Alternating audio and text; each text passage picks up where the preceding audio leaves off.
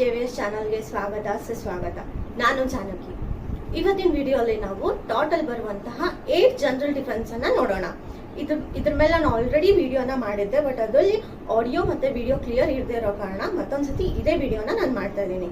So ಇವತ್ತು ನಾವು 8 general defence ಅನ್ನ ನೋಡೋಣ. ಜನರಲ್ ಡಿಫೆನ್ಸ್ಗಳು ಯಾವುವು ಅಂತ ಅರ್ಥ ಮಾಡ್ಕೊಳ್ಳೋಕ್ಕೂ ಮುಂಚೆ ಜನರಲ್ ಡಿಫೆನ್ಸ್ ಅಂದ್ರೆ ಏನು ಅಂತ ಅರ್ಥ ಮಾಡ್ಕೊಳ್ಳೋಣ. ಅದರ ಮೀನಿಂಗು, ಜನರಲ್ ಡಿಫೆನ್ಸ್ ಇನ್ ಟಾಟ್ or specific justification or excuses that exempt a defendant from liability even if they committed a tortious act. General defence ಅನ್ನ ಕನ್ನಡದಲ್ಲಿ ಅರ್ಥ ಮಾಡ್ಕೋಬೇಕು ಅಂತಂದ್ರೆ, ಜನರಲ್ ಡಿಫೆನ್ಸ್ ಅನ್ನ ಸಾಮಾನ್ಯ ರಕ್ಷಣೆಗಳು ಅಂತ ಕರೀತಾರೆ. ಇಲ್ಲಿ ಏನಾಗತ್ತಪ್ಪ ಅಂದ್ರೆ, ಇಲ್ಲಿ ಪ್ರತಿವಾದಿ ತಾನು ಮಾಡಿದ ನಾಗರಿಕ ತಪ್ಪು ಅಂತ ಸಾಬೀತಾಗಿರುತ್ತೆ, ಆದ್ರೂ ಕೂಡ ಅವನೇನ್ ಮಾಡ್ತಾನೆ, ಕಾನೂನುಬದ್ಧ ಕಾರಣಗಳನ್ನು ನೀಡಿ ತಾನು ಮಾಡಿದ ತಪ್ಪಿನಿಂದ ತಪ್ಪಿಸಿಕೊಳ್ಳಲು ಅಥವಾ ಹಾನಿಯ ಪರಿಹಾರವನ್ನು ಕಡಿಮೆ ಮಾಡಿಕೊಳ್ಳುವ ಅವಕಾಶವನ್ನ ನೋಡ್ತಾನೆ. ಯಾಕಂದ್ರೆ ಇಲ್ಲಿ ಜನರಲ್ ಡಿಫೆನ್ಸಸ್ ಅನ್ನು ಏನ್ ಕೊಟ್ಟಿರ್ತಾರಲ್ಲ, ಅದ್ರ ಅಡಿಯಲ್ಲಿ ಅವನ್ ಏನ್ ಮಾಡ್ಕೊಂತಾನೆ, ತಾನು ಮಾಡಿರೋ ತಪ್ಪುಗಳಿಂದ ಸ್ವಲ್ಪ ರಕ್ಷಣೆಯನ್ನ ಪಡ್ಕೊಳ್ಳೋದಕ್ಕೆ ಟ್ರೈ ಮಾಡ್ತಾನೆ. ಇವು ಪ್ರತಿವಾದಿಯನ್ನು ಶಿಕ್ಷೆಯಿಂದ ಪಾರು ಕೂಡ ಮಾಡಬಹುದು ಅಥವಾ ಶಿಕ್ಷೆನ ಕಡಿಮೆ ಕೂಡ ಮಾಡಬಹುದು. ಈಗ ನಾವು ಜನರಲ್ ಡಿಫೆನ್ಸ್ ಅಂದ್ರೆ ಏನು ಅಂತ ನೋಡಿದ್ವಿ. ಈಗ ಜನರಲ್ ಡಿಫೆನ್ಸ್ ಅಲ್ಲಿ ಎಷ್ಟು ಪ್ರಕಾರಗಳಿವೆ ಅಂತ ನೋಡೋಣ. ಟೋಟಲಿ ಒಟ್ಟಾಗಿ 8 ಜನರಲ್ ಡಿಫೆನ್ಸ್ಗಳಿವೆ. ಅದು ಯಾವಪ್ಪ ಅಂತ ನೋಡೋಣ. First, volenti non fit injuria. Second, plaintiff the wrong. Third, act of God. Fourth, inevitable accident. Fifth, private defense. Sixth, mistake. Seventh, necessity. And 8th, statutory authority. ನಾವು 8 ಜನರಲ್ ಡಿಫೆನ್ಸ್ ಅನ್ನ ನೋಡಿದ್ವಿ. ಹಂಗಂದ್ರೆ ಏನು ಅಂತ ಈಗ ಕನ್ನಡದಲ್ಲಿ ಅರ್ಥನ ತಿಳ್ಕೊಳ್ಳೋಣ. ಮೊದಲನೇದು ಬಂದ್ಬಿಟ್ಟು ವಾಲಂಟಿ ನಾನ್ ಫಿಟ್ ಇಂಜುರಿಯಾ. ಇಲ್ಲಿ ಏನಾಗತ್ತಪ್ಪ ಅಂದ್ರೆ, ಪ್ಲೇಂಟಿಫ್ ತನ್ನ ಕನ್ಸೆಂಟ್ ಅನ್ನ ತಾನಾಗೆ ಕೊಟ್ಟಿರ್ತಾನೆ ಆಲ್ರೆಡಿ. ಇಲ್ಲ, ನನ್ಗೆ ಗೊತ್ತು ಇದೇನ ನಾವು ವರ್ಕ್ ಮಾಡ್ತಿದೀವಿ ಅಥವಾ ಯಾವುದೇ ಒಂದು ಈ ಕೃತ್ಯದಲ್ಲಿ ನಾವೀಗ ಇನ್ವಾಲ್ವ್ ಆಗಿದೀವಿ ಅಂದ್ರೆ ಈ ತರದ್ದು ಒಂದು ಡ್ಯಾಮೇಜಸ್ ಆಗುತ್ತೆ ಅನ್ನೋದು ನಂಗೆ ಗೊತ್ತು, ನಾನು ಪೂರಾ ಕನ್ಸೆಂಟ್ ಕೊಡ್ತಿದ್ದೀನಿ. ಆ ತರದ್ ಏನಾದ್ರೂ ಡ್ಯಾಮೇಜಸ್ ಆದ್ರೆ ಅದಕ್ಕೆ ನಾನೇ ಹೊಣೆಗಾರ ಅಂತ ಮೊದಲೇ ಕನ್ಸೆಂಟ್ ಅನ್ನ ಕೊಟ್ಟಿರ್ತಾನೆ. ಅದಕ್ಕೆ ನಾವೇನ್ ಹೇಳ್ತೀವಿ, ವಾಲಂಟಿ ನಾನ್ ಫಿಟ್ ಇಂಜುರಿ ಅಂತ ಕರಿತೀವಿ. ನೆಕ್ಸ್ಟ್ ಬಂದ್ಬಿಟ್ಟು ಪ್ಲೇಂಟಿಫ್ ದ ರಾಂಗ್. ಇಲ್ಲೇನಾಗಿರುತ್ತಪ್ಪ ಅಂದ್ರೆ, ಪ್ಲೇಂಟಿಫ್ ದ ತಪ್ಪಾಗಿರುತ್ತೆ, ಅದಕ್ಕೆ ಅವನಿಗೆ ಇಂಜುರಿ ಆಗಿರುತ್ತೆ ಅಥವಾ ಅದಕ್ಕೆ ಅವನಿಗೆ ಏನೋ ಒಂದು ಹಾನಿ ಆಗಿರುತ್ತೆ. ಅದಕ್ಕೆ ಏನ್ ಹೇಳ್ತೀವಿ ನಾವು, ಪ್ಲೇಂಟಿಫ್ ದ ರಾಂಗ್ ಅಂತ ಹೇಳ್ತೀವಿ. ಇಲ್ಲಿ ಕೂಡ ಡಿಫೆಂಡೆಂಟ್ ಹೊಣೆಗಾರನ ತಪ್ಪಿಸ್ಕೋಬಹುದು. ನೆಕ್ಸ್ಟ್ ಬಂದ್ಬಿಟ್ಟು ಆಕ್ಟ್ ಆಫ್ ಗಾಡ್. ಇದು ನಮ್ ಕೈಲಿ ಇರ್ಲಿಲ್ಲ, ದೇವ್ರ ಕೃತ್ಯ ಅಂದ್ರೆ ಫಾರ್ ಎಕ್ಸಾಂಪಲ್ ಏನೋ ಒಂದು ದೇವ್ರ ಕೃತ್ಯದಿಂದ ಆಗಿರುವಂತಹ ಡ್ಯಾಮೇಜಸ್ ಲೈಕ್ ಅರ್ಥ್ಕ್ವೇಕ್, ಫ್ಲಡ್ಸ್ ಅಂತ ಈ ತರದ್ ಏನಾಗಿರುತ್ತಲ್ಲ ಅದರ್ಲಿಂದ ಆಗಿರುವಂತಹ ಡ್ಯಾಮೇಜಸ್ ಇದು ಅಂತ ಹೇಳ್ಬೋದು. Next, inevitable accident. Inevitable accident ಅಂದ್ರೆ ನನ್ನ ಕೈಲಿ ಎಷ್ಟಿತ್ತೋ ನಾನು ಪೂರ್ಣ ಪ್ರಯತ್ನ ಮಾಡಿದೆ ಅದನ್ನ ಆ ತರ ಆಗದೆ ಇರೋದಕ್ಕೆ, ಆದ್ರೂ ಆ ಕೃತ್ಯ ಆಗೋಯ್ತು, ಅದರಿಂದ ನಿಂಗೆ ಡ್ಯಾಮೇಜ್ ಆಯ್ತು, ನಾನು ಪೂರ್ಣ ಎಫರ್ಟ್ಸ್ ಹಾಕಿದ್ದೆ ಅದನ್ನ ನಿಲ್ಸೋದಕ್ಕೆ, ಆ ತರ ಆಗ್ಬಾರ್ದು ಅಂತ ನಿಲ್ಸೋದಕ್ಕೆ ಪೂರ್ಣ ಪ್ರಯತ್ನ ಮಾಡಿದೆ, ಆದ್ರೂ ಕೂಡ ಆಯ್ತು ಅಂತ ಏನ್ ಹೇಳ್ತೀವಲ್ಲ ಅದು ಇನ್ಎವಿಟಬಲ್ ಆಕ್ಸಿಡೆಂಟ್. ನೆಕ್ಸ್ಟ್ ಬಂದ್ಬಿಟ್ಟು ಪ್ರೈವೇಟ್ ಡಿಫೆನ್ಸ್. ನನ್ನನ್ನು ನಾನು ಉಳಿಸ್ಕೊಳ್ಳೋದಕ್ಕೆ ನಾನು ಹೀಗ್ ಮಾಡ್ಬೇಕಾಯ್ತು ಅಂತ ಹೇಳೋದು ಪ್ರೈವೇಟ್ ಡಿಫೆನ್ಸ್. ಏನೋ ಒಬ್ರಿಗೆ ಡ್ಯಾಮೇಜ್ ಆಗುತ್ತೆ, ಯಾಕಂದ್ರೆ ನಮ್ಮನ್ನ ಉಳಿಸ್ಕೊಳ್ಳೋದಕ್ಕೆ ಬೇರೆಯವ್ರಿಗೆ ಮಾಡುವಂತಹ ಡ್ಯಾಮೇಜಸ್ ಅಥವಾ ಇಂಜುರಿಗೆ ಏನ್ ಹೇಳ್ತೀವಿ, ಪ್ರೈವೇಟ್ ಡಿಫೆನ್ಸ್ ಅಂತ ಹೇಳ್ತೀವಿ. ನೆಕ್ಸ್ಟ್ ಬಂದ್ಬಿಟ್ಟು ಮಿಸ್ಟೇಕ್. ಏನೋ ಗೊತ್ತಿಲ್ಲದೆ ಆಗೋಯ್ತು, ನಾನು ಉದ್ದೇಶಪೂರ್ವಕ ಮಾಡಿಲ್ಲ, ಏನೋ ತಪ್ಪಾಗಿ ಆಗ್ಬಿಡ್ತು ಅಂತ ಏನ್ ಹೇಳ್ತೀವಲ್ಲ ಅದು ಮಿಸ್ಟೇಕ್. ನೆಸೆಸಿಟಿ ಅಂದ್ರೆ ಅವಶ್ಯಕವಾಗಿತ್ತು, ಇದ್ ನಾ ಮಾಡ್ಲೇಬೇಕಿತ್ತು, ಅದಕ್ಕೆ ಮಾಡ್ದೆ, ನಾನು ಬೇರೆ ಆಪ್ಷನ್ನೇ ಇರ್ಲಿಲ್ಲ ನಂಗೆ ಇದ್ ಮಾಡ್ದೆ ಹೋದ್ರೆ ಅಂತ ಏನ್ ಹೇಳ್ತೀವಿ, ಅದು ನೆಸೆಸಿಟಿ ಅಂತ ಹೇಳ್ತೀವಿ. ಈಗ ನಾವು ಅದ್ರ ಮೀನಿಂಗ್ ಅಂತ ಅರ್ಥಗಳೇನೇನು ಅಥವಾ ಮೀನಿಂಗ್ ಏನು ಅಂತ ನೋಡಿದ್ವಿ. ಈಗ ಇದನ್ನ ಡೀಟೇಲ್ ಆಗಿ ನೋಡೋಣ. ಈಗ ಒಂದೊಂದು ಜನರಲ್ ಡಿಫೆನ್ಸ್ ಅನ್ನ ಡೀಟೇಲ್ ಆಗಿ ನೋಡೋಣ. ಅದ್ರಲ್ಲಿ ಯಾವ್ಯಾವ ಕೇಸ್ ಲಾಸ್ ಬರುತ್ತೆ ಅಂತ ನೋಡೋಣ, ಅದ್ರ ಎಕ್ಸೆಪ್ಷನ್ಸ್ ಏನು ಅಂತ ಕೂಡ ನೋಡೋಣ. ಈಗ ನಾವು ವಾಲಂಟಿ ನಾನ್ ಫಿಟ್ ಇಂಜುರಿಯನ್ನ ಡೀಟೇಲ್ ಆಗಿ ನೋಡೋಣ. ಮೊದಲಿಗೆ ನಾನು ಇಂಗ್ಲಿಷಲ್ಲಿ ಓದ್ ಹೇಳ್ತೀನಿ, ಆಮೇಲೆ ಅದನ್ನ ಕನ್ನಡದಲ್ಲಿ ಡೀಟೇಲ್ ಆಗಿ ಎಕ್ಸ್ಪ್ಲೈನ್ ಮಾಡ್ತೀನಿ. ಮೊದಲಿಗೆ ಬಂದ್ಬಿಟ್ಟು ವಾಲಂಟಿಯರ್ ನಾನ್ ಫಿಟ್ ಅಂದ್ರೆ ಏನಂದ್ರಪ್ಪ, literally means to one who volunteers no harm is done. Here plaintiff has waived his rights and now he can't complain. Consent could be expressly complied. ಇದಕ್ಕೆ ಕೇಸ್ ಲಾಸ್ಗಳು. ಮೊದಲನೇದು ಬಂದ್ಬಿಟ್ಟು Padmavati versus ದುಗ್ಗನಾಯಕ. Next, ಹಾಲ್ versus ಬ್ರೂಕ್ಲ್ಯಾಂಡ್ಸ್. ವಾಲಂಟಿ non fit ಇಂಜುರಿಯನ್ನ ಕನ್ನಡದಲ್ಲಿ ಅರ್ಥ ಮಾಡ್ಕೋಬೇಕಪ್ಪ ಅಂತಂದ್ರೆ, ವಾಲಂಟಿ non fit injury ಅಂದ್ರೆ ನಾವೇ ಅಂದ್ರೆ volunteer ಆಗಿ ಹೋಗಿ ಯಾವುದೋ ಒಂದು ಹಾರ್ಮ್ ಮಾಡ್ಕೊಂಡ್ವಿ ಅಂದ್ರೆ ಅದಕ್ಕೆ ಏನಂತ ಹೇಳ್ತೀವಿ, ವಾಲಂಟಿ ನಾನ್ ಫಿಟ್ ಇಂಜುರಿಯಾ. ಇಲ್ಲಿ ನಾವೇ ಹೋಗಿರ್ತೀವಿ, ನಾವು ಕನ್ಸರ್ಟ್ ಕೊಟ್ಟಿರ್ತೀವಿ, ಪೂರ್ಣ ಕನ್ಸರ್ಟ್ ಕೊಟ್ಟು ಇದ್ರಲ್ಲಿ ಹೋಗಿ ನಾವು ಏನೋ ಒಂದು ಇಂಜುರಿ ಮಾಡ್ಕೊಂಡಿರ್ತೀವಿ. ಆಗ ಬೇರೆ ಯಾರು ಅದಕ್ಕೆ ಹೊಣೆಗಾರರಾಗೋದಿಲ್ಲ, ಅದಕ್ಕೆ ನಾವೇ ಹೊಣೆಗಾರರಾಗ್ತೀವಿ. ಇದಕ್ಕೆ ಎಕ್ಸಾಂಪಲ್ಸ್ ಅಂದ್ರೆ ರಿವರ್ ರಾಫ್ಟಿಂಗ್ ಆಗಿರಬಹುದು, ಸ್ಕೈ ಡೈವಿಂಗ್ ಆಗಿರಬಹುದು, ಅಥವಾ ಆಪರೇಷನ್ಸ್.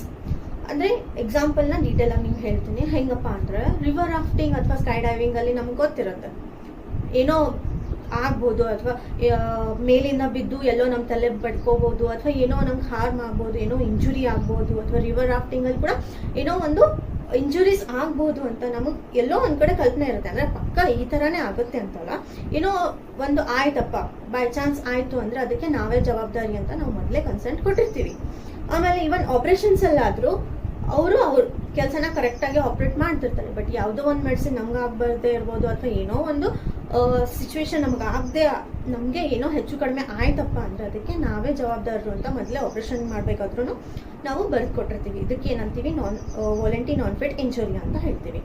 ಆದ್ರೆ ಇದರಲ್ಲಿ ಯಾವುದೇ ನೆಗ್ಲಿಜೆನ್ಸ್ ಇರಬಾರ್ದು. ಅವ್ರ ಕಡೆಯಿಂದ ಡಿಪೆಂಡೆಂಟ್ ಏನ್ ಇರ್ತಾರಲ್ವಾ, ಅವ್ರ ಕಡೆಯಿಂದ ಯಾವುದೇ ಒಂದು ನೆಗ್ಲಿಜೆನ್ಸ್ ಇರೋದಿಲ್ಲ. ಅವ್ರವ್ರ ಕೆಲಸನ ಕರೆಕ್ಟ್ ಆಗೇ ಮಾಡಿರ್ತಾರೆ. ಆದ್ರೂ ಕೂಡ ಏನೋ ಒಂದು ಇದರಿಂದ ಈ ತರ ಘಟನೆ ಆಗ್ಬಿಡುತ್ತೆ, ಏನೋ ಒಂದು ಕೆಟ್ಟಗಳಿಗೆ ಅಥವಾ ಏನೋ ಒಂದು ಆಗಿ ಈ ತರ ಇಂಜುರಿ ಆಗ್ಬಿಡುತ್ತೆ. ಅದಕ್ಕೆ ಏನ್ ಹೇಳ್ತೀವಿ ನಾವು, ವಾಲಂಟಿ ನಾನ್ ಫಿಟ್ ಇಂಜುರಿಯಾ. ಇಲ್ಲಿ ಅವರು ಡಿಫೆಂಡೆಂಟ್ಸ್ಗಳು ಜವಾಬ್ದಾರ ಆಗೋದಿಲ್ಲ, ನಾವೇ ಜವಾಬ್ದಾರರು. ಅಂದ್ರೆ ಪ್ಲೇಂಟಿಫ್ಸ್ ಅಂದ್ರೆ ಯಾರು ಹೋಗಿರ್ತಾರೋ, ವಾಲಂಟಿಯರ್ ಆಗಿ ಯಾರು ಹೋಗಿರ್ತಾರೋ ಅವರೇ ಅದಕ್ಕೆ ಜವಾಬ್ದಾರರಾಗ್ತಾರೆ. ಇದರಲ್ಲಿ 2 ಕೇಸ್ ಬರುತ್ತೆ. ಒಂದನೇದು ಪದ್ಮಾವತಿ ವರ್ಸಸ್ ದುಗ್ಗನಾಯಕ. ಇದ್ರಲ್ಲಿ ಏನಾಗುತ್ತಪ್ಪ ಅಂದ್ರೆ ಪ್ಲೇಂಟಿಫ್ ಏನಿರುತ್ತಾರಲ್ಲ ಅವರು ಒಂದು ಜೀಪ್ಗೆ ಡ್ರಾಪ್ ಕೇಳ್ತಾರೆ. ಆಗ ಡ್ರೈವರ್ ಅದಕ್ಕೆ ಒಪ್ಕೊಂತಾರೆ. ಆ ಡ್ರೈವರ್ ಒಪ್ಪಿದ ತಕ್ಷಣ ಇವ್ರು ಏನ್ ಮಾಡ್ತಾರೆ, ಆ ಜೀಪ್ ಅನ್ನ ಹತ್ಬಿಟ್ಟು ಹೋಗ್ತಿರ್ತಾರೆ. ಹೋಗ್ಬೇಕಾದ್ರೆ ಆನ್ ದ ವೇ ಏನಾಗುತ್ತಪ್ಪ ಅಂದ್ರೆ ಅದು ಜೀಪಿನ ಒಂದು ಟೈರ್ ಏನಾಗುತ್ತೆ, ಅದೇನೋ ಒಂದಾಗಿ ಡ್ಯಾಮೇಜ್ ಆಗಿರುತ್ತೆ, ಅಥವಾ ಅದಕ್ಕೇನೋ ಒಂದು ಪ್ರಾಬ್ಲಮ್ ಆಗಿರುತ್ತೆ. ಅದು ಪಲ್ಟಿ ಹೊಡಿಯುತ್ತೆ. ಜೀಪ್ ಪಲ್ಟಿ ಹೊಡೆದಾಗ ಪ್ಲೇಂಟಿಫ್ಗಳಿಗೆ ಗಾಯ ಆಗುತ್ತೆ. ಆಗ ಪ್ಲೇಂಟಿಫ್ ಏನ್ ಮಾಡ್ತಾನೆ, ಡ್ರೈವರ್ ಮೇಲೆ ಮತ್ತೆ ಜೀಪ್ ಓನರ್ ಮೇಲೆ ಕೇಸ್ ಹಾಕ್ತಾನೆ. ಅಂದ್ರೆ ಇವರಿಂದ ನನ್ ಗಾಯ ಆಯ್ತು, ಇವರು ಅದಕ್ಕೆ ಲ್ಯಾಬಲ್ಲು, ಸೊ ನನ್ಗೆ ಏನೇನು ಇಂಜುರೀಸ್ ಆಗಿದೆ ಅಥವಾ ನಾನು ಏನೇನೋ ಮೆಡಿಕಲ್ ಏನು ಕಾಸ್ಟ್ ಏನ್ ಬಂದಿದೆಯಲ್ಲ ಅದೆಲ್ಲ ಇವರೇ ಪೇ ಮಾಡ್ಬೇಕು ಅಂತ ಹೇಳ್ತಾನೆ. ಆಗ ಕೋರ್ಟ್ ಏನ್ ಹೇಳತ್ತಪ್ಪ ಅಂದ್ರೆ, ನೀವು ತಾನೇ ಡ್ರಾಪ್ ಬೇಡಿದ್ದು, ನೀವೇ ಡ್ರಾಪ್ ಬೇಡಿ, ನೀವೇ ಗಾಡಿ ಹತ್ಬಿಟ್ಟು ಆಮೇಲೆ ಪಾಪ ಏನೋ ಒಂದ್ ಗಾಡಿ ಪಲ್ಟಿ ಹೊಡಿತು, ಅವ್ರದ್ದೇನೋ ನೆಗ್ಲಿಜೆನ್ಸ್ ಇರ್ಲಿಲ್ವಲ್ಲ, ಅವ್ನಿಗೇನು ಗೊತ್ತಿರ್ಲಿಲ್ಲಲ್ಲ ಈ ಟೈರ್ ಈ ತರ ಆಗುತ್ತೆ ಅಂತ, ಅವ್ನಿಗೂ ಗೊತ್ತಿರ್ಲಿಲ್ಲ. ಸೊ ಅವ್ರದ್ದೇನೋ ನೆಗ್ಲಿಜೆನ್ಸು ಇರ್ಲಿಲ್ಲ, ನೀವೇ ಹತ್ಬಿಟ್ಟು ಈಗ ಕಂಪನ್ಸೇಷನ್ ಕೇಳಿದ್ರೆ ಹೆಂಗೆ, ಅದು ವಾಲಂಟಿ ನಾನ್ ಫಿಟ್ ಇಂಜುರಿ. ಅಂದ್ರೆ ನಿಮ್ ವಾಲಂಟಿಯರ್ ಆಗಿ ಹೋಗಿದ್ದು ಅದಕ್ಕೆ ಅಂತ ಹೇಳ್ಬಿಟ್ಟು ಯಾವುದೇ ಕಂಪನ್ಸೇಷನ್ ಕೊಡೋದಕ್ಕೆ ಹೇಳೋದಿಲ್ಲ. ನೆಕ್ಸ್ಟ್ ಕೇಸ್ ಬಂದ್ಬಿಟ್ಟು ಹಾಲ್ ವರ್ಸಸ್ ಬ್ರೂಕ್ಲೆಂಡ್. ಇಲ್ಲೇನಾಗುತ್ತಪ್ಪ ಅಂತ ಅಂದ್ರೆ ಪ್ಲೇಂಟಿಫು ಕಾರ್ ರೇಸಿಂಗ್ ನೋಡೋಕೆ ಅಂತ ಹೋಗ್ತಾನೆ. ಕಾರ್ ರೇಸಿಂಗ್ ನೋಡಕ್ ಹೋದಾಗ ಏನಾಗುತ್ತೆ, ರೇಸಲ್ಲಿರೋ ಒಂದ್ ಕಾರು ಅದರದ್ದು ಏನಂತಾರೆ ಅದು ಬ್ಯಾಲೆನ್ಸ್ ತಪ್ಪಿಟ್ಟು ಅದು ಪಲ್ಟಿ ಹೊಡೆಯುತ್ತೆ. ಪಲ್ಟಿ ಹೊಡೆದ ತಕ್ಷಣ ಏನಾಗುತ್ತೆ, ಅದರದ್ದು ಒಂದು ತುಂಬಾ ಸ್ಪೀಡಲ್ಲಿ ಇರೋದ್ರಿಂದ ಆ ಕಾರ್ ಪಾರ್ಟ್ಸ್ಗಳೇನಿರುತ್ತಲ್ಲ ಎಲ್ಲಾ ಕಡೆ ಚಲಾಪಿಲಿ ಆಗ್ಬಿಡುತ್ತೆ. ಹಾಗಾದಾಗ ಒಂದ್ ಪಾರ್ಟ್ ಬಂದ್ಬಿಟ್ಟು ಪ್ಲೇಂಟಿಫಿಗೆ ಬಡಿಯುತ್ತೆ. ಪ್ಲೇಂಟಿಫಿಗೆ ಬಡಿದು ಅದು ಇಂಜುರಿ ಆಗುತ್ತೆ. ಆಗ ಪ್ಲೇಂಟಿಫ್ ಏನ್ ಮಾಡ್ತಾನೆ, ಕೇಸ್ ಮಾಡ್ತಾನೆ. ಅವ್ನು ಹೇಳ್ತಾನೆ, ಇಲ್ಲ ನಾನು ರೇಸ್ ನೋಡೋಕೆ ಅಂತ ಬಂದಿದ್ದೆ, ನಿಮ್ಮಿಂದ ನನಗೆ ಗಾಯ ಆಯ್ತು ಅಂತ ಹೇಳ್ತಾನೆ. ಆಗ ಕೋರ್ಟ್ ಹೇಳುತ್ತೆ, ನೀನೇ ಟಿಕೆಟ್ ತಗೊಂಡ್ಬಿಟ್ಟು ಕಾರ್ ರೇಸಿಂಗ್ ನೋಡಕ್ ಹೋದೆ. ಸೊ ಅಲ್ಲಿ ಏನೋ ಒಂದು ಅವರು ಬೇಕಂತಲೇ ಏನ್ ಮಾಡಿರ್ಲಿಲ್ಲ, ಅವ್ರದ್ದೇ ನೆಗ್ಲಿಜೆನ್ಸ್ ಇರ್ಲಿಲ್ಲ, ಏನೋ ಆಗ್ಬಿಡ್ತದ್ದು ಆಕ್ಸಿಡೆಂಟ್, ಅದಕ್ಕೆ ಅವರು ಲ್ಯಾಬಲ್ ಅಲ್ಲ ಅಂತ ಕೇಸ್ ಹೇಳುತ್ತೆ. Consent should not be given on basis of fraud or under any compulsion. Case law R versus William. Defendant was a singing coach and he said one of his students that he will open her vocal cords so that she could sing melodiously if they perform an act, and that act was an sexual intercourse. Next point ಬಂದ್ಬಿಟ್ಟು consent ಅಥವಾ ಒಪ್ಪಿಗೆ ಅಂತ ಏನ್ ಹೇಳ್ತೀವಿ ನಾವು, ಅದನ್ನ ಯಾವುದೇ ಕಾರಣಕ್ಕೂ ಮೋಸದಿಂದ ತೆಗೆದುಕೊಂಡಿರಬಾರ್ದು. ಅಂದ್ರೆ ಏನೋ ಒಂದು ಮೋಸದಲ್ಲಿ, ಅಂದ್ರೆ ಸುಳ್ಳು ಹೇಳಿ ಅಥವಾ ಏನೋ ಒಂದು ಮೋಸ ಮಾಡ್ಬಿಟ್ಟು ಆ ಕನ್ಸೆಂಟ್ ಅನ್ನ ತಗೊಂಡಿರಬಾರ್ದು. ನಿಜ ಹೇಳಿನೇ ಆ ಕನ್ಸೆಂಟ್ ಅನ್ನ ತಗೊಂಡಿರ್ಬೇಕು. ಇದರಲ್ಲಿ ಒಂದು ಕೇಸ್ ಬರುತ್ತೆ, ಅದು ಯಾವ್ದಪ್ಪ ಅಂದ್ರೆ ಆರ್ ವರ್ಸಸ್ ವಿಲಿಯಂ. ಇಲ್ಲೇನಾಗುತ್ತೆ, ಡಿಫೆಂಡೆಂಟ್ ಏನಿರ್ತಾನಲ್ಲ ಅವನು ಒಂದು ಸಿಂಗಿಂಗ್ ಟೀಚರ್ ಆಗಿರ್ತಾನೆ. ಅವನೇನ್ ಹೇಳ್ತಾನೆ ಅವ್ರ ಸ್ಟೂಡೆಂಟ್ಗೆ, ನಾನು ನಿನ್ನ ವೋಕಲ್ ಕಾರ್ಡ್ಸ್ ಏನಿರುತ್ತೆ ಅಲ್ಲ ಅದನ್ನು ಓಪನ್ ಮಾಡ್ತೀನಿ. ಹಾಗೆ ಓಪನ್ ಮಾಡಿದ ತಕ್ಷಣ ನೀನು ಅಂದರೆ ಮೆಲೋಡಿಯಸ್ ಆಗಿ ಅಂದರೆ ಚೆನ್ನಾಗಿ ಹಾಡ್ಬೋದು ಅಂತ ಹೇಳ್ತಾನೆ. ಹೇಳಿ ಅವನೇನು ಹೇಳ್ತಾನೆ, ಇದಕ್ಕೆ ನಾವು ಒಂದು ಆ್ಯಕ್ಟನ್ನು ಪರ್ಫಾರ್ಮ್ ಮಾಡಬೇಕು ಅಂತ ಹೇಳಿಬಿಟ್ಟು ಅವಳ ಜೊತೆ ಸೆಕ್ಷುವಲ್ ಇಂಟರ್ಕೋರ್ಸ್ ಮಾಡ್ತಾನೆ. ಅಂದರೆ ಈಸಿ ವೇಯಲ್ಲಿ ಅಂದರೆ ಅರ್ಥ ಆಗೋ ಥರ ಹೇಳಬೇಕು ಅಂತ ಅಂದರೆ ಅವಳನ್ನ ರೇಪ್ ಮಾಡ್ತಾನೆ. ಅಂದರೆ ಅವಳ ಕನ್ಸೆಂಟೇನ ತೊಗೊತಾನೆ ಅವನು ಆ್ಯಕ್ಟ್ ಮಾಡಬೇಕಾದ್ರೆ. ಆದರೆ ಏನು ಮಾಡಿರ್ತಾನೆ ಆ ಕನ್ಸೆಂಟು ಮೋಸ್ಟಿಂದ ತೊಗೊಂಡಿರ್ತಾನೆ. ಅಂದರೆ ನೀನು ವೋಕಲ್ ಕಾರ್ಡ್ಸು ಓಪನ್ ಆಗುತ್ತೆ ಅಂತ ಹೇಳಿಬಿಟ್ಟು ಮೋಸ್ಟಿಂದ ಆ ಕನ್ಸೆಂಟನ್ನು ತೊಗೊಂಡಿರ್ತಾನೆ. ಸೊ ಇಲ್ಲೇ ಏನು ಮಾಡ್ತಾನೆ ಅವನು ವಾಲಂಟಿ ನಾನ್ ಫಿಟ್ ಇಂಜುರಿ ಅಂಡರಲ್ಲಿ ಅವನು ಡಿಫೆನ್ಸ್ ತೊಗೊಳೋದಕ್ಕೆ ಬರೋದಿಲ್ಲ. ಇಲ್ಲ ಅವಳು ಕನ್ಸೆಂಟ್ ಕೊಟ್ಟಿದ್ಲು ಅಂದರೆ ವಾಲಂಟಿ ನಾನ್ ಫಿಟ್ ಇಂಜುರಿಯನ್ನು ಅವಳು ಪರ್ಫಾರ್ಮ್ ಮಾಡಿದ್ಲು ಅಂತ ಇಲ್ಲಿ ಹೇಳೋಕೆ ಬರೋಲ್ಲ. ಇಲ್ಲಿ ಅವನಿಗೆ ಶಿಕ್ಷೆ ಆಗೇ ಆಗುತ್ತೆ. ಫ್ರಾಡ್ ಕನ್ಸೆಂಟಲ್ಲಿ next case Lakshmirajan versus Malhar hospital. Court held that no liability only for the consented act. Fact, here a 40 years old lady went to hospital to operate and remove the lump which was in her breast, but they removed uterus, so she filed the case. ಈ ಕೇಸಲ್ಲಿ ಏನಾಗುತ್ತಪ್ಪ ಅಂದರೆ 40 ವರ್ಷದ ಒಂದು ಹೆಣ್ಮಗಳು ಅವಳು ಬ್ರೀಸ್ಟಲ್ಲಿ ಒಂದು ಇದು ಆಗಿರುತ್ತೆ, ಗಂಟಾಗಿರುತ್ತೆ, ಅದನ್ನು ತೆಗೆಸ್ಕೋಬೇಕು ಅಂತ ಹಾಸ್ಪಿಟಲ್ಗೆ ಹೋಗ್ತಾಳೆ. ಹೋದಾಗ ಆಪ್ರೇಷನ್ ಮಾಡ್ತಾರೆ ಡಾಕ್ಟ್ರು ಏನು ಮಾಡ್ತಾರೆ, ಬ್ರೀಸ್ಟಲ್ಲಿರೋ ಅಂದರೆ ಗಂಟನ್ನು ತೆಗಿಯೋ ಬದಲು ಏನು ಮಾಡಿಬಿಡ್ತಾರೆ, ಗರ್ಭಕೋಶನ ತೆಗೆದುಬಿಡ್ತಾರೆ. ಆಗ ಗರ್ಭಕೋಶನ ತೆಗೆದ ಕೂಡಲೇ ಮತ್ತೆ ಅವರು ಡಾಕ್ಟ್ರ್ ಏನು ಹೇಳ್ತಾರೆ, ಇಲ್ಲ ಇದು ವಾಲಂಟಿ ನಾನ್ ಫಿಟ್ ಇಂಜುರಿ ಅಲ್ವಾ, ಅಂದರೆ ಪೇಷಂಟು ತಾನಾಗೆ ಕನ್ಸೆಂಟ್ ಕೊಟ್ಟಿರೋದು ಆಪ್ರೇಷನ್ ಮಾಡೋದಕ್ಕೆ ಅಂತ ಹೇಳ್ತಾರೆ. ಆಗ ಇದು ಕೋರ್ಟ್ ಏನು ಹೇಳುತ್ತಪ್ಪ ಅಂದರೆ, ಹಾಂ ಹೌದು ಪೇಷಂಟೇ ಕೊಟ್ಟಿದ್ದು ಕನ್ಸೆಂಟ್ ನಿಮಗೆ, ಅಂದರೆ ಅವರೇ ಒಪ್ಪಿಗೆ ಕೊಟ್ಟಿದ್ದು. ಹಾಗಂತ ನೀವು ಬಾಡಿಲಿ ಬರೋ ಪಾರ್ಟ್ಸನ್ನೆಲ್ಲ ತೆಗೆದಾಕ್ಬಿಡ್ತೀರಾ? ಅವ್ರು ಏನಕ್ಕೆ ಕೊಟ್ಟಿದ್ದು ನಿಮ್ಮ ಕನ್ಸೆಂಟು? ಬ್ರೀಸ್ಟಲ್ಲಿ ಇರುವಂಥ ಲಂಬನ್ನು ತೆಗಿಯೋಕೆ ಅಂತ ಕೊಟ್ಟರು. ಆದರೆ ನೀವು ಗರ್ಭಕೋಶನೇ ತೆಗೆದ್ಬಿಟ್ರಿ, ಅದಕ್ಕೆ ನೀವು ಲ್ಯಾಬಲ್ಲಿ ಇದ್ದೀರಾ ಅಂತ ಕೋರ್ಟ್ ಹೇಳುತ್ತೆ. ಇಲ್ಲಿ ಏನಪ್ಪಾ ಅಂದ್ರೆ ಯಾವ್ದು ಕನ್ಸೆಂಟ್ ಕೊಟ್ಟಿದ್ರು ಅದನ್ನಷ್ಟೇ ಮಾಡ್ಬೇಕಿತ್ತಲ್ವಾ ಅವರು, ಅದನ್ನ ಬಿಟ್ಟು ಅವ್ರ ನೆಗ್ಲಿಜೆನ್ಸ್ ಇಂದ ಗರ್ಭಕೋಶನ ತೆಗೆದ್ಬಿಟ್ರು. ಅದಕ್ಕೆ ಕೋರ್ಟ್ ಏನ್ ಮಾಡುತ್ತೆ, ಅವ್ರಿಗೆ ಲ್ಯಾಬಲ್ ಆಗಿ ಕನ್ಸಿಡರ್ ಮಾಡುತ್ತೆ. Scienti non-fit injuria. Knowledge of risk is not equal to consent of risk. Case law. Smith versus Charles Baker and Sons. Here, plaintiffs joined the work where his work was to break the stones, and there some stones were transferring from one place to another through a crane. And one of the stone fell on the head of plaintiff and he got hurt. Scienti non fit injury ಅಂದ್ರೆ ಏನಪ್ಪಾ ಅಂದ್ರೆ ನಮಗೆ ಗೊತ್ತಿರುತ್ತೆ, ನಮ್ಗೆ knowledge ಇರುತ್ತೆ ಅಲ್ಲಿ risk ಇದೆ ಅಂತ.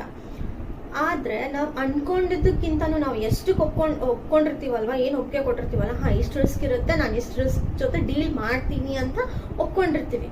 ಆದ್ರೆ ಆ ರಿಸ್ಕ್ ಏನಿರುತ್ತಲ್ಲ ನಾವು ಅನ್ಕೊಂಡಿದ್ದಕ್ಕಿಂತನೂ ಜಾಸ್ತಿ ಆಗಿರುತ್ತೆ. ಆಗ ಅದು ವಾಲಂಟಿ ನಾನ್ ಫಿಟ್ ಇಂಜುರಿಯಾದಲ್ಲಿ ಬರೋದಿಲ್ಲ. ಇದಕ್ಕೆ ಒಂದು ಕೇಸ್ ಲಾ ಕೂಡ ಇದೆ. ಇಲ್ಲಿ ಏನ್ ಮಾಡ್ತಾನೆ, ಪ್ಲೇಂಟಿಫ್ ಒಂದ್ ವರ್ಕ್ ಜಾಯಿನ್ ಆಗ್ತಾನೆ. ಅಲ್ಲಿ ಅವ್ನ ಕೆಲಸ ಏನಿರುತ್ತಪ್ಪ ಅಂದ್ರೆ ಬಂಡೆ ಕಲ್ಲುಗಳು ಏನಿರ್ತಲ್ಲ ಅದು ಒಡೆದು ಚಿಕ್ಕದಾಗಿ ಮಾಡೋದು, ಅದೊಂದು ಕೆಲಸ ಆಗಿರುತ್ತೆ. ಅವನಿಗೆ ಗೊತ್ತು ಅಂಡ್ ಬಂಡೆ ಕಲ್ಲು ಹೊಡಿಯೋದು ಅಂದ್ರೆ ರಿಸ್ಕ್ ಇರುತ್ತೆ ಅನ್ನೋದು ಅವನಿಗೆ ಗೊತ್ತು. ಅವನು ಇದ್ರ ಮೇಲೆ ರಿಸ್ಕ್ ಮೇಲೆ ಜಾಯಿನ್ ಆಗ್ತಾನೆ, ಅಷ್ಟು ರಿಸ್ಕ್ ಅನ್ನ ತಲೆಯಲ್ಲಿ ಇಟ್ಕೊಂಡು ಜಾಯಿನ್ ಏನೋ ಆಗ್ತಾನೆ. ಆದ್ರೆ ಅಲ್ಲಿ ಹೋದ್ಮೇಲೆ ಏನಾಗತ್ತಪ್ಪ ಅಂದ್ರೆ ಅಲ್ಲಿ ಬಂಡೆಗಳನ್ನ ಟ್ರಾನ್ಸ್ಫರ್ ಮಾಡ್ತಿರ್ತಾರೆ, ಒಂದ್ ಜಾಗದಿಂದ ಇನ್ನೊಂದ್ ಜಾಗಕ್ಕೆ ಟ್ರಾನ್ಸ್ಫರ್ ಮಾಡ್ತಿರ್ತಾರೆ. ಟ್ರಾನ್ಸ್ಫರ್ ಮಾಡ್ಬೇಕಾದ್ರೆ ಏನಾಗುತ್ತೆ, ಒಂದು ಬಂಡೆಕಲ್ಲು ಬಂದು ಅವ್ನ ತಲೆಗೆ ಬಡಿಯುತ್ತೆ, ತಲೆಗೆ ಬಡ್ದು ಅವನಿಗೆ ಇಂಜುರಿ ಆಗುತ್ತೆ. ಆಗ ಈಗ ನಾವ್ ಇದನ್ನ ಹೇಳಕ್ ಬರೋಲ್ಲ, ನೀನ್ ಕನ್ಸೆಂಟ್ ಕೊಟ್ಟು ಹೋಗಿದ್ದೆ, ಇಲ್ಲಿ ವಾಲಂಟಿ ನಾನ್ ಫಿಟ್ ಇಂಜುರಿ ಅಪ್ಲೈ ಆಗತ್ತೆ ಅಂತ. ಅವ್ನು ಕನ್ಸೆಂಟ್ ಕೊಟ್ಟಿದ್ದ, ನಿಜ ರಿಸ್ಕ್ ಇರುತ್ತೆ ಅಂತ ಕನ್ಸೆಂಟ್ ಇತ್ತು ಒಂದು. ಆದ್ರೆ ಅವ್ನು ಅನ್ಕೊಂಡಿರ್ಲಿಲ್ವಲ್ಲ, ಯಾವ್ದೋ ಒಂದ್ ಬಂಡೆ ಕಲ್ಲು ಟ್ರಾನ್ಸ್ಫರ್ ಮಾಡ್ತಿರ್ತಾರೆ, ಆ ಬಂಡೆ ಕಲ್ಲು ಬಂದ್ಬಿಟ್ಟು ನನ್ ತಲೆಗೆ ಬಡ್ದು ಇಂಜುರಿ ಆಗುತ್ತೆ, ಇದನ್ನೆಲ್ಲ ಅವ್ನು ಯೋಚಿಸಿರೋದಿಲ್ಲಲ್ಲ. ಸೊ ಇಲ್ಲಿ ವಾಲಂಟಿ ನಾನ್ ಫಿಟ್ ಇಂಜುರಿ ಅಪ್ಲೈ ಆಗೋದಿಲ್ಲ. Now, exceptions to voluntary non-fit injuria. In rescue cases, voluntary non-fit injuria are not applied. Case law, Haynes versus Harwood. Here there was a master-servant relationship and servant brought horses in the market and left them unattendable. Some kids threw stone on horses and horses became mad and uncontrollable and started running on the streets of the market. And to rescue the people in the market, constable came voluntarily while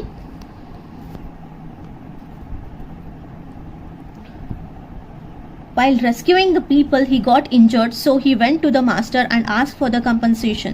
But master refused to give so by saying that it was the inevitable accident and constable came voluntarily. Court held that this was not an inevitable accident, but it can be anticipated accident, and constable came voluntarily only to rescue the people and to control your horses. ಈಗ ನಾವು ವಾಲಂಟಿ non fit injury ಅದು exceptions ಅನ್ನ ನೋಡೋಣ. Exceptions ಅಂದ್ರೆ ಏನಪ್ಪಾ ಅಂದ್ರೆ ಇಲ್ಲೇನಾಗುತ್ತೆ, rescue ಮಾಡೋದು ಅಂದ್ರೆ ಯಾರನ್ನಾದ್ರೂ ಅಪಾಯದಿಂದ ಹೊರತರೋದಕ್ಕೆ ಅಂತ ಮಾಡಿರುವಂತಹ ಕೆಲಸಗಳಲ್ಲಿ ಅವ್ರಿಗೆ ನಾನ್ ಫಿಟ್ ಇಂಜುರಿಯ ಅಪ್ಲೈ ಆಗೋದಿಲ್ಲ. ಅಂದ್ರೆ ವಾಲಂಟಿಯರ್ ಆಗಿ ಬಂದು ಯಾರನ್ನೋ ಅಪಾಯದಿಂದ ಉಳಿಸ್ಕೊಂಡ್ರೆ, ನೀನೇ ವಾಲಂಟಿಯರ್ ಆಗಿ ಬಂದು ನಮ್ಮನ್ನು ಉಳಿಸ್ಕೊಂಡೆ, ಅದ್ರಲ್ಲಿ ನಮ್ ತಪ್ಪೇನು ಅಂತ ಹೇಳಕ್ ಬರಲ್ಲ. ನಾವು ಲ್ಯಾಬಲ್ ಅಲ್ಲಪ್ಪ ಅಂತ ಹೇಳಕ್ ಬರೋದಿಲ್ಲ. ನೀನ್ ಅವ್ರು ವಾಲಂಟಿಯರ್ ಆಗಿ ಬಂದ್ರು, ಏನಕ್ಕೆ ಬಂದಿದ್ರು ಅವರು, ಯಾರನ್ನಾದ್ರೂ ಅಪಾಯದಿಂದ ಉಳಿಸ್ಕೊಳ್ಳೋದಕ್ಕೆ ಅಂತ ಬಂದಿದ್ರು. ಸೊ ಹಾಗಾಗಿ ಅವ್ರಿಗೆ ಏನೇ ಇಂಜುರಿ ಆದ್ರೂ ಕಂಪನ್ಸೇಷನ್ ಸಿಗುತ್ತೆ. ಇದಕ್ಕೆ ಒಂದು ಕೇಸ್ ಲಾ ಕೂಡ ಇದೆ, ಹೇಲ್ಸ್ ವರ್ಸಸ್ ಹಾರ್ವುಡ್ ಅಂತ. ಹೇಲ್ಸ್ ವರ್ಸಸ್ ಹಾರ್ವುಡ್ ಅಲ್ಲಿ ಏನಾಗತ್ತಪ್ಪ ಅಂದ್ರೆ ಇಲ್ಲಿ ಮಾಸ್ಟರ್ ಸರ್ವೆಂಟ್ ರಿಲೇಶನ್ಶಿಪ್ ಬರುತ್ತೆ. ಏನ್ ಮಾಡ್ತಾನೆ, ಒಬ್ಬ ಸರ್ವೆಂಟು ಕುದುರೆಗಳನ್ನ ಮಾರ್ಕೆಟ್ ಏರಿಯಾದಲ್ಲಿ, ಅಂದ್ರೆ ಮಾರ್ಕೆಟ್ ಅಲ್ಲಿ ಏನ್ ಮಾಡ್ತಾನೆ, ಆ ಥರನೇ ಅನ್ಅಟೆಂಡೆಡ್ ಆಗಿ ಬಿಟ್ಟು ಹೋಗ್ಬಿಡ್ತಾನೆ ಅವನ ಕೆಲ್ಸಕ್ಕೆ. ಆಗ ಕುದುರೆಗಳು ಏನ್ ಮಾರ್ಕೆಟ್ ಅಲ್ಲಿ ಇರ್ತಾವಲ್ಲ, ಆ ಕುದುರೆಗಳಿಗೆ ಅಲ್ಲೇ ಮಕ್ಕಳು, ಪಕ್ಕದಲ್ಲಿ ಆಡ್ತಿರೋ ಮಕ್ಳು ಏನ್ ಮಾಡ್ಬಿಡ್ತಾರೆ, ಕಲ್ಲೆಸಿದ ತಕ್ಷಣ ಕುದುರೆಗಳು ಓಡೋಕ್ ಸ್ಟಾರ್ಟ್ ಮಾಡ್ಬಿಡ್ತವೆ ಹೆದರ್ಕೊಂಡು. ಓಡೋಕ್ ಸ್ಟಾರ್ಟ್ ಮಾಡಿದಾಗ ಏನಾಗುತ್ತೆ, ಅದರಿಂದ ಅದು ಏನ್ ಓಡ್ತಿರುತ್ತಲ್ಲ ಅವಾಗ ಮುಂದ್ಗಡೆ ಹೆಣ್ಮಕ್ಳಿಗೂ ಮತ್ತೆ ಜನಗಳು ಇರ್ತಾರೆ. ಅವರನ್ನ ಉಳಿಸ್ಕೊಳ್ಳೋದಕ್ಕೆ ಅಂತ ಏನ್ ಮಾಡ್ತಾನೆ, ಕಾನ್ಸ್ಟೇಬಲ್ ಬಂದು ಅವ್ರನ್ನೆಲ್ಲ ಉಳಿಸ್ಕೊಳ್ತಾನೆ. ಆ ಉಳಿಸ್ಕೊಳ್ಳೋ ಸಮಯದಲ್ಲಿ ಏನಾಗ್ಬಿಡುತ್ತೆ, ಆ ಕಾನ್ಸ್ಟೇಬಲ್ಗೆ ಗಾಯಗಳಾಗ್ಬಿಡುತ್ತೆ. ಅದನ್ನ ಕುದುರೆಗಳನ್ನ ಕಂಟ್ರೋಲ್ ಮಾಡೋದು ಅಂದ್ಮೇಲೆ ಅವ್ನ ಗಾಯಗಳು ಆಗುತ್ತಲ್ವಾ, ಆಗುತ್ತೆ. ಆದ ತಕ್ಷಣ ಅವನು ಆ ಮಾಸ್ಟರ್ ಮೇಲೆ ಕೇಸ್ನ ಹಾಕ್ತಾನೆ. ಅಂದ್ರೆ ನಿಮ್ಮಿಂದಾನೇ ನನ್ ಗಾಯ, ಅಂದ್ರೆ ನೀವು ಅನ್ಅಟೆಂಡ್ ಆಗಿ ಬಿಡಬಾರ್ದಿತ್ತು. ನಿಮ್ ಸರ್ವೆಂಟ್ ಮಾಡಿರೋ ತಪ್ಪುಗಳಿಗೂ ಯಾರು ಹೊಣೆಗಾರ ಆಗ್ತಾರೆ, ಮಾಸ್ಟರೇ ಹೊಣೆಗಳಾಗ್ತಾರೆ. ಯಾವಾಗ ಆಗುತ್ತೆ, ಏನಾಗುತ್ತೆ ಅಂತ ನಾನು ವ್ಯಾಕ್ಯಾರಿಯಸ್ ಲಯಬಿಲಿಟಿ ಅನ್ನೋ ವಿಡಿಯೋದಲ್ಲಿ ಹೇಳಿದೀನಿ, ಪ್ಲೀಸ್ ಹೋಗಿ ಒಂದ್ಸತಿ ನೋಡ್ಕೊಳ್ಳಿ.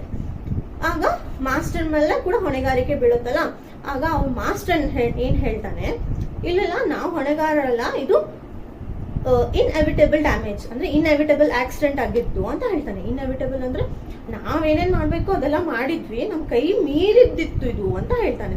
ನಮ್ಗೇನ್ ಗೊತ್ತಿತ್ತಾ ಇದ್ರೆ ಈ ತರ ಆಗ್ಬೋದು ಅಂತ ಹೇಳ್ತಾರೆ. ಆಮೇಲೆ ಅಂದ್ರೆ ನಾವೇನ್ ಅನ್ಕೊಂಡಿದ್ವಾ, ಅಂದ್ರೆ ಯಾವ್ದೋ ಹುಡುಗರು ಬಂದು ಅದಕ್ಕೆ ಕಲ್ಲು ಹೋಗಿತಾರೆ, ಆ ಕುದುರೆಗಳು ಓಡಕ್ ಸ್ಟಾರ್ಟ್ ಮಾಡ್ತವೆ, ನಾವ್ ಇದೆಲ್ಲ ಅನ್ಕೊಂಡಿದ್ವಾ, ಇದು ನಾವ್ ಅನ್ಕೊಂಡಿರ್ಲಿಲ್ಲ, ನಮ್ ಯೋಚನೆಗೂ ಮೀರಿದ್ದು ಅಂತ ಅವನು ಹೇಳ್ತಾನೆ, ಮಾಸ್ಟರ್ ಹೇಳ್ತಾನೆ. ಅದಲ್ದೆ ಮತ್ತೇನ್ ಹೇಳ್ತಾನಪ್ಪ ಮಾಸ್ಟರ್ ಅಂದ್ರೆ, ಆಮೇಲೆ ನಾವೇನೋ ಅವನಿಗೆ ಕರೆದಿದ್ವಾ, ನಮ್ ಬಾಪ ನಮ್ಗೆ ಹೆಲ್ಪ್ ಮಾಡು ಅಂತ. ಅವನ್ ತಾನೇ ವಾಲಂಟಿಯರ್ ಆಗಿ ಬಂದು ಆ ಕುದುರೆಗಳನ್ನ ಕಂಟ್ರೋಲ್ ತಂದಿದ್ದು, ಅದ್ರಲ್ಲಿಂದ ಅವನಿಗೆ ಇಂಜುರಿ ಆಗಿದ್ದು, ಅವ್ನಿಗೆ ಹರ್ಟ್ ಆಗಿತ್ತು, ಅದಕ್ಕೆ ನಾವ್ ಹೆಂಗ್ ಲಯಬಲ್ ಅಂತ ಮಾಸ್ಟರ್ ಹೇಳ್ತಾನೆ. ಅದಕ್ಕೆ ಕೋರ್ಟ್ ಏನ್ ಹೇಳತ್ತಪ್ಪ ಅಂದ್ರೆ, ಇದು ಇನ್ಎವಿಟಬಲ್ ಆಕ್ಸಿಡೆಂಟ್ ಅಲ್ಲ, ನೀವ್ ಯೋಚನೆ ಮಾಡ್ಬೋದಾಗಿತ್ತಲ್ಲ, ಇದು ಆಂಟಿಸಿಪೇಟ್. ಅಂದ್ರೆ ನಾನ್ ಇಷ್ಟೊಂದ್ ಜನ ಇರುವಂತ ಜಾಗದಲ್ಲಿ ನಾನು ಕುದುರೆಗಳನ್ನ ಹಂಗೆ ಅನ್ಅಟೆಂಡ್ ಆಗಿ ಬಿಡ್ತಿದೀನಿ ಅಂದ್ರೆ, ಮೇ ಬಿ ಹುಡುಗರು ಕಲ್ಲು ಎಸಿಬಹುದು, ಅಥವಾ ಏನೋ ಒಂದು ಗಲಾಟೆಯಲ್ಲಿ ಅದಕ್ಕೇನೋ ಡಿಸ್ಟರ್ಬ್ ಆಗಿ, ಅದು ಪ್ರಾಣಿನೇ ಅಲ್ವಾ, ಅದಕ್ಕೇನು ಗೊತ್ತಾಗುತ್ತೆ, ಅದೇನೋ ಒಂದ್ ಕೆಲಸ ಮಾಡ್ಬೋದು ಅಂತ ನೀನ್ ಇಷ್ಟು ಯೋಚನೆ ಮಾಡ್ಬೋದಿತ್ತು ಅಂತ ಕೋರ್ಟ್ ಹೇಳುತ್ತೆ. ಅದು ಅಲ್ಲದೆ ವಾಲಂಟಿಯರ್ ಆಗಿ ಅವ್ರು ಬಂದ್ರು ಅಂತ ಹೇಳಿದ್ರಲ್ಲ, ಆ ವಾಲಂಟಿಯರ್ ಆಗಿ ಅವ್ರು ಎದಕ್ ಬಂದ್ರು, ಆ ಕುದುರೆಗಳಿಂದ ಆಗುವಂತಹ ಮುಂದೆ ಏನೋ ಅದು ಇಂಜುರಿ ಅಥವಾ ಹಾರ್ಮ್ ಏನ್ ಕ್ರಿಯೇಟ್ ಮಾಡೋದಿತ್ತಲ್ಲ, ಅದನ್ನ ಸ್ಟಾಪ್ ಮಾಡೋದಕ್ಕೆ ಅಂತ ಬಂದ್ರು, ಬೇರೆಯವ್ರ ಪ್ರಾಣನ ಉಳಿಸ್ಕೊಳ್ಳೋದಕ್ಕೆ ಅಂತ ಪಾಪವನ್ನು ವಾಲಂಟಿಯರ್ ಆಗಿ ಬಂದ. ನೀವು ಅವ್ನ ಕಾಂಪನ್ಸೇಷನ್ ಕೊಡ್ಲೇಬೇಕು ಅಂತ ಕೋರ್ಟ್ ಹೇಳ್ತು.